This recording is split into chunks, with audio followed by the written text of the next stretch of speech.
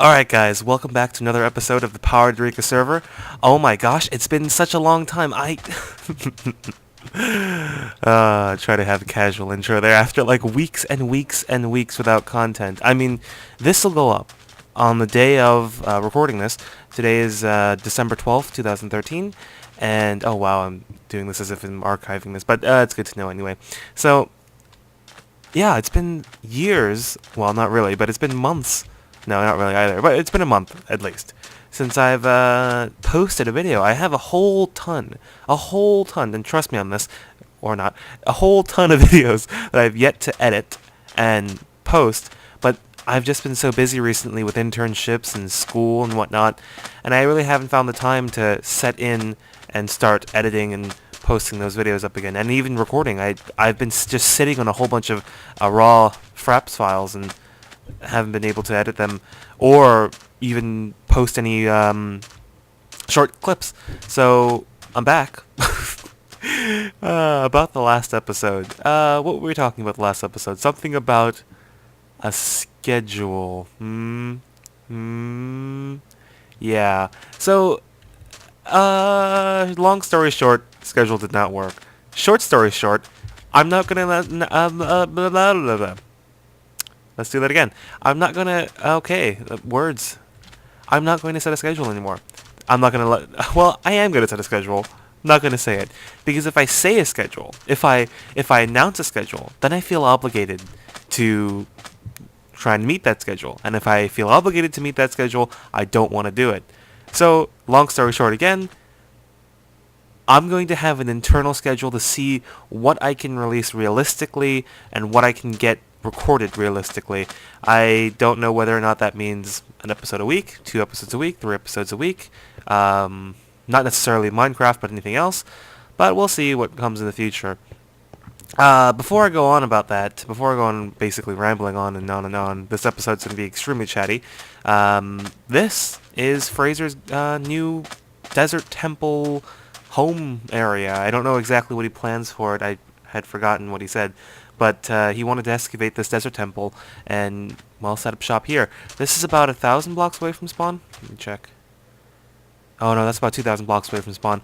But I'm okay with it. Everyone's moving out to spawn. That's a new thing. That's new news. People have been moving away, and I'm fine with that. I'm absolutely fine with that. If you feel like, or they feel like they need to have more space at this point, go ahead. I mean, we still congregate our own spawn every now and then, so I'm fine with it. In the meantime, what I want to do is get my stuff from the lower level down there without demolishing this whole structure. I guess I can go down from this corner, right? Yeah, it's okay. I'll just go down from here and then sort through the stuff that's in the chest here. Ooh, that fell. I think this is mine. I'm pretty sure that's mine. Take that just in case. Torches. Oh, that's definitely mine. I need to take that. I'll take this just in case so I can fill it back up. Oh, what's this? Okay. Alright, here we go. Let's go back up and we'll have a little talk, why don't we? And that there, and let's go all the way up. Okay. So, what was I saying? Yeah, everyone's moving out. Server has a new member. That's something I need to talk about. Sylph, 501. Her name is Steph, but she prefers Sylph, I guess, to other things. I don't know. You'll have to ask her that. But she's actually planning on getting into a little bit of YouTubing. Not too sure about what her plans are yet, but I wish the best of luck to her. And what else is new? Oh, an old member of ours, Mark, the If Apple, might be coming back. He's been talking to Brad about coming back, and Brad in turn talked to me. No obligations, no sort of pressure. If he wants to come on, he can come on if he wants. I'll re-whitelist him and whatnot. Other news. Let's actually take the trip back to spawn here. Other news. Let's see. Not much other news, actually. The server's been very, very slow lately. People have been coming in and out in an infrequent basis. Most of the people in Europe are coming in, Fraser, Brad. They're coming in simply because, well, they have the time to come in. And Steph who's in the US, is actually coming in a lot as well. So, I'm going to suspect that during Christmas time everything is going to speed up again, simply because people will be on Christmas break. Joe, not Joe. Joe. Oh, that's no. There you go. Joe is another new member that'll be coming on soon. He's a friend of Alex, Derek, and Connor, and we'll talk more about that in another episode maybe. But let's talk about what I was talking about before, with Steph starting up YouTube. Let's talk about YouTube. So there's this new whole content ID thing. Well, it's not new. Not that content ID is new, but this whole new, I think, system where I believe they are making it much more difficult for people to, or especially large YouTubers, to post content of any kind that contains copyrighted media, such as in-game music, such as in-game... I'm not sure if they're expanding to video yet, but I believe there's some visual recognition or video recognition software that they're using, or algorithm. But it's mostly dependent on the audio. The big one is Nintendo. That happened a while ago, but the main problem with that is a lot of larger YouTubers with 100,000 views or more are starting to get their videos flagged more frequently. I'm not sure whether or not it's going to affect them in the long run, but what it seems like is happening is they are getting flagged and taking their monetization away from them. YouTube, in its almighty glory, is owned by Google, and Google therefore owns AdSense. AdSense is the way that we can partner with Google to monetize videos or monetize websites and whatnot to have some cool, well, I say cool, but it's not really cool, but ads to support the site and whatnot, or people's sites, that is. And basically they're kicking everyone in the ass because there's something called multi-channel networks. A large one would be Polaris, which is, I think it's Game Station, if not mistaken, and I'm not too familiar with that, and Machinima's another one. But the idea of the big networks is that they would protect channels against copyright claims, or so they say. In all honesty, they really do absolutely diddly squat unless you are... Whoa, frame it back there, sorry. Unless you are, multi-million subscriber base. Even then, there's little they can do, because once you have... here's how the content ID system works, basically. Someone can file a copyright claim against your video, or flag your video, and you have the ability to dispute it and say, I understand that this is all mine, yada yada. You're able to do that, I believe, twice. And after two times, I believe what happens is you have the option now not to dispute, but to appeal, which is a whole nother ballgame. To appeal a video, I'm pretty sure a lot of people, who's watching this video likes Minecraft, obviously, so... A big one that was recently going on was Captain Sparkle's... What's it called? Captain Sparkle's Minecraft style, I believe. That's one that he had actually, I believe, delved into legal action simply because it was a multi-million viewed video, and if I'm not mistaken, that was monetizable as well. So if we think about that, multi-million views and consistently getting views every day, that's a ton of money that Captain Sparkle's probably lost during the time that Sony had claimed the song. It was probably due to an automated system. The content ID system works where a copyright holder would send the entire or a majority of their music library, which they hold rights to, and they would use a special algorithm within the YouTube, I believe, scanning system or recursive scanning system, and to detect basically clips of music that happens to be copyrighted or not owned by said content uploader. But anyway, the automated system would catch it and instantaneously either take the video down, block the video, or flag it until someone disputes it or appeals it. This is a whole big problem now since they've redone that system, and I'm not sure exactly what that entails, but what I do know is that it's affecting existing videos as well. One notable one is Angry Joe, who has 62 some odd videos that were simultaneously flagged simply because of their popularity. Now, I think we can all understand here that this is not a very popular YouTube channel, and the people on the server don't really have these, multi-hundred thousand viewed videos, or even multi-million views on a video, and we don't even have multi-thousands of subscribers or multi-hundred thousand subscribers. But what we do have in common is that we're all in this, basically in the YouTube gaming world. YouTube had put this system in primarily to prevent illegal uploading of movies and songs. But what they are not, well, I wouldn't say not. I don't personally know if they're doing this consciously or not. They could be doing it consciously, which is just, a hit in the ass or a kick in the ass, if you ask me. They are trying to basically squash or crush the illegal uploading of music and videos. But what they're doing in turn is causing their major profit-making community, which is the gaming community, and taking them into sort of a little bit of a conflict, a little bit of a war here, because now you have these larger YouTubers who are making gaming videos that are now getting their videos taken down. But what in turn that causes is a very, very steep decline in profit for AdSense, simply because you've got these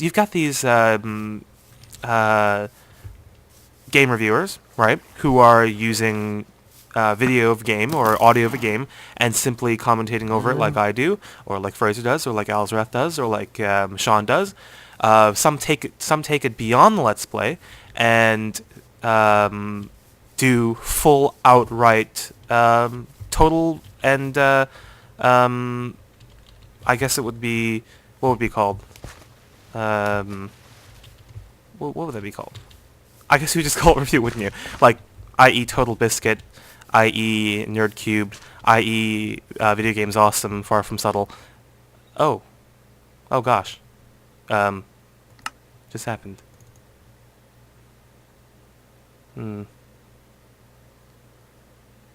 Okay. We're back. Ignore that. I have no idea what just happened there. I think the server just crashed for a bit there. Ignore that. Like I was saying, these large YouTubers who do a combo of review and Let's Play, but they don't play through the entire game, rather. And this, to the Content ID system, which is a non-bias, non-bias algorithm that is not controlled by a human being, it then searches any video. It could be something under fair use even, which is what video reviewers are doing.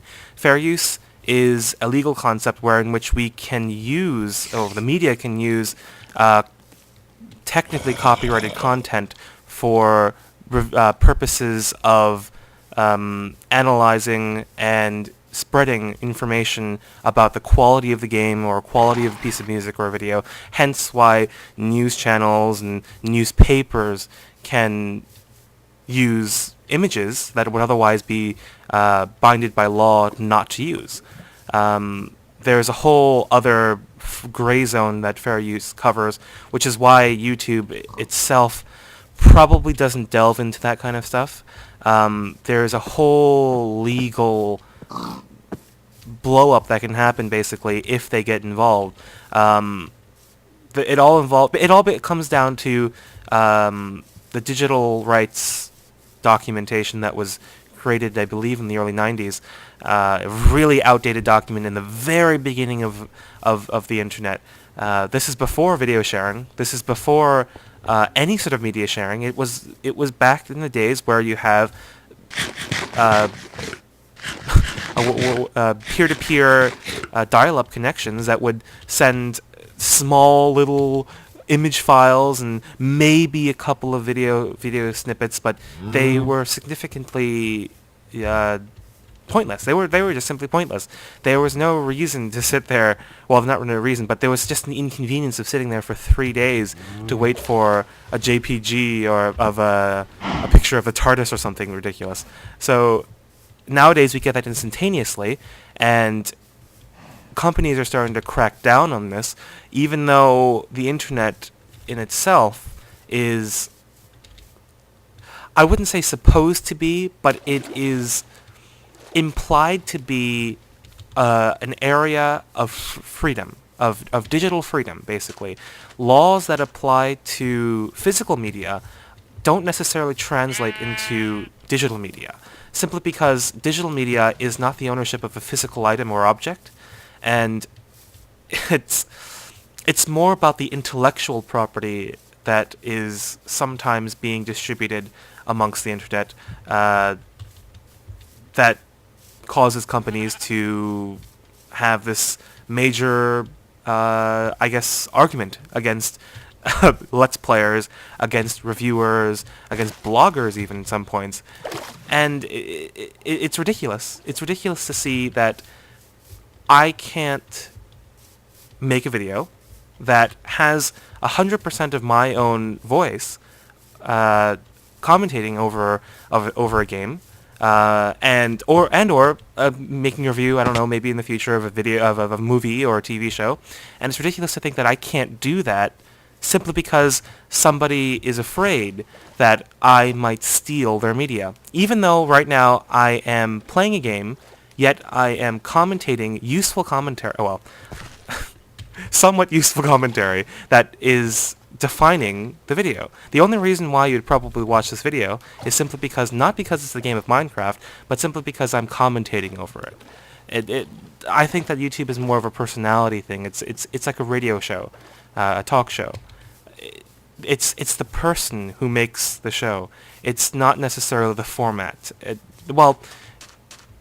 It can be the format at some points, but it's not. It's the more significant part is the person who's there. You can have Oprah Winfrey show and replace Oprah Winfrey with John McCain, let's say, for example, or Mitt Romney.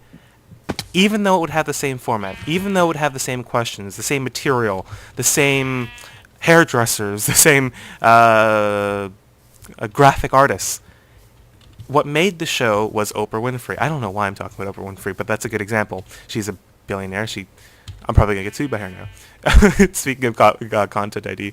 But it's interesting to see that these large companies, whether it be Sony, Nintendo, or any other music or game rights holder or video holder, are afraid that these YouTubers can be stealing their content. Now, I am one to tend to agree that walkthroughs, i.e. people who play through the games without commentary, without any useful overlays or anything, who just play through the game simply and just record the video without their own audio, I believe that would technically be stealing content.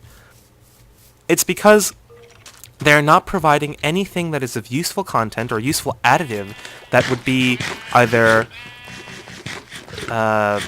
review, would either be some sort of informative overlays or informative graphics or whatnot, or even if you look at, what was it, did MTV used to do that? They used to put, did you know, blah, blah, blah, blah, Cyndi Lauper was a man, I don't know, something like that. But if you're just recording a walkthrough, which I know there are a lot of them out there. I know one of them I've seen a long time ago was The Walking Dead walkthrough, when I was watching a video from Far From Subtle, VGA, and this Walking Dead video happened to be just simply someone playing through it without any sort of audio from the person playing it, without any sort of graphic from the person playing it. It's just a 100% full screen playthrough. And to me, that is where we get into a bit of a problem here, because they are just strictly, for rote, taking 100% of the game's content. the publisher's content right there, and the game designer's content. And that is I think one of the problems that YouTube faces, because you have to you kind of have to draw a line between, okay, now are they actually using this fairly? Are they is this fair use, or is this completely outright stealing? I don't know how I got into this. But I'm kind of fearful of the future of YouTube in a way. I'm not at a point where I'm not sure even now if I've reached the point where I can even have some sort of vocal say. At this point, I am a very minuscule YouTube. I'm 0.00001% of the population that would be able to have their voices heard by YouTube or Google or any other multi-channel networks. And it scares me, because the opportunity that was presented even just a year ago, the opportunities that presented itself to early YouTubers are much grander than it was today. They are slowly starting to restrict the amount of videos or types of videos that people can put up other than vloggers. And I think that it is stressed that vloggers do get some, much more priority than a simple commentator or reviewer or Let's Player. And I know some people have sort of a distaste for Let's Players, but I'll not get into that. But at the end of the day, we're all producing videos and adding our personality and content to it. And we're getting shuffled up with a bunch of people who are just a bunch of bad apples uploading full movies and full music. I don't know why we would be able to, why we have to face this sort of ridicule or this sort of, I guess you would call it some sort of viewing us as a criminal, basically. Even though we're far from it. We're definitely far from it. I believe that Let's Plays are, in fact, probably boosting sales of these games. A lot of people like to see what a game looks like before they play it. And not even in that regard, but some people actually just like watching other people play games. It's plain and simple. Backseat gamers. I was a backseat gamer. I love people watching people play games. It's like I like seeing people's reactions when they play the game, and hearing them rage over a certain part, or how they think this part is really awesome, and see how they tackle it. But then again, YouTube is slowly closing off their avenue, and people are starting to migrate, or at least are contemplating migrating over to a different platform, which kind of sucks for YouTube, really. It kind of sucks for all of us, simply because, what was once a very, very strong community, and I think the gaming community in YouTube is at its peak at this point, and this kind of, Content ID enforcement, and plus the Google Plus thing was terrible, but I'm not sure. I believe they're slowly fixing it. It's not good. It's not good for the community. It's simply preventing people from sharing the content they wish to share, and it's turning people away. That being said, let's move on to just quality of YouTube content. That's something we should talk about as well. That's all related, really. Now, there are a lot of people who are starting up Let's Plays nowadays. Some are playing video games. Some of them are playing... not video games. Some are playing PC games. Some people are playing console, or both. And now, here's what really sets people apart here in the community of gamers itself. You have a community of gamers who are, and I want to use this word, MLG pro gamers. Call of Duty, Battlefield, maybe Madden or FIFA would be in there, and NHL games, who knows. But the point is that in itself is its own community. And then you have the people who are casual gamers, who are reviewers, who are simply just personalities who use the games as a platform to make machinima.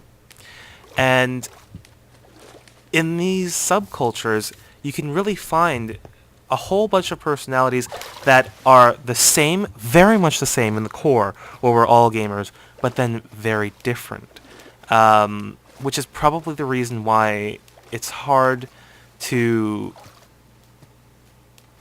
I guess it's hard to create a legal line for YouTube, simply because they'd have to take responsibility of content of people they don't know, of people they're not binding to a legal contract.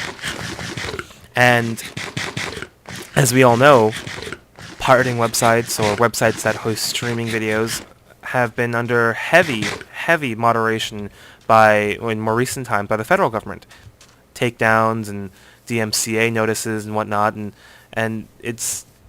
that in itself is appropriate simply because they are hosting illegal content, but YouTube itself is not consciously providing a way for people to host illegal content.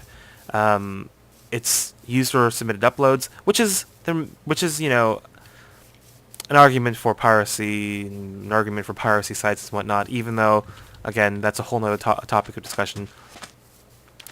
The point is that the quality versus the culture. I think gamers have a bum rap.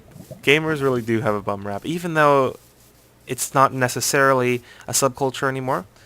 There's gamers everywhere. Everyone nowadays is a gamer. So it's interesting to see that, in our own community, people are arguing.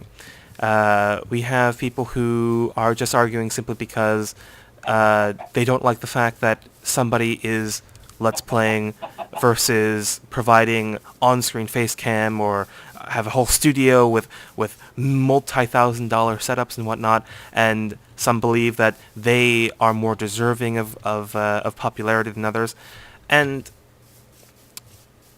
it gets me a little upset, a little sad, because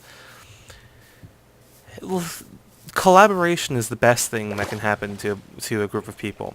When you get a bunch of people who are in the same mindset, who are genuinely friendly people, who agree with, they don't necessarily have to agree, but they have to. The only thing they have to agree to is agree to be friendly, agree to be open and friendly, and that's simply the whole idea of being a community. Which is why PoweredEurekA had started up a collaboration effort, and in that collaboration effort we met a dozen of people who are really great people. We met Jacob there, we met Alzrath there, we met, Fraser we met in the server, but who else did we meet? We met Michael, even though I haven't recorded content with Michael yet. I might, I will do, I'll say it firmly here, I will record content with Michael in the future. We have Roxanne, who I haven't spoke to very often, but from what she has said to us, she's a very nice person.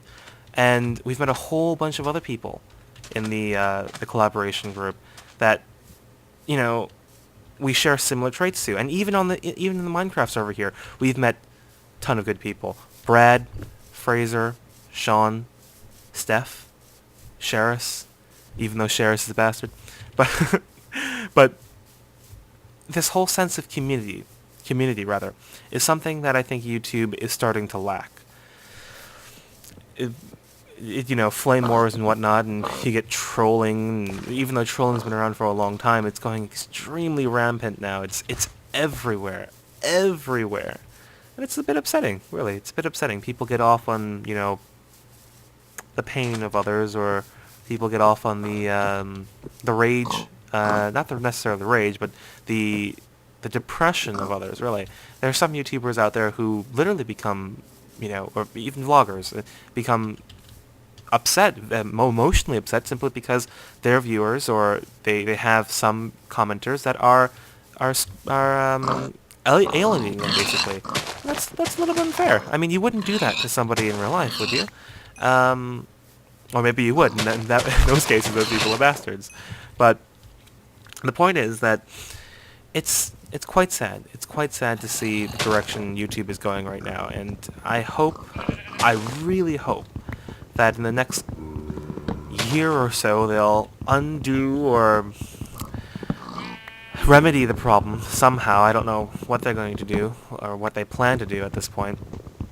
Hopefully, if all goes well, companies will see that there are these content makers who are very much worthwhile, who should be given the privileges to narrate on their videos and narrate on their content, and it provides them a whole new avenue of advertisement. I mean, it's like crowdfunding basically. It's a whole other ball game. It's totally new. It's unprecedented basically.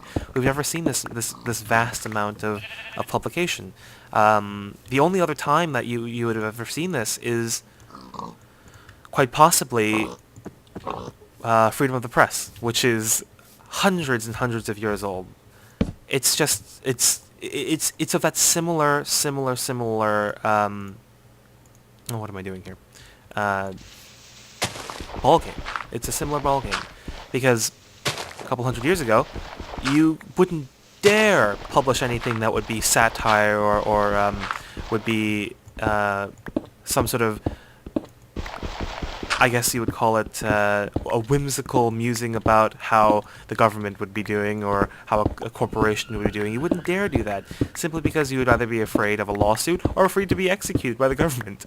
And now that we have freedom of the press, which is written into the Constitution, what we don't have is the freedom of the internet, the freedom of the web, which is why a lot of people are going out and, quite honestly, they are creating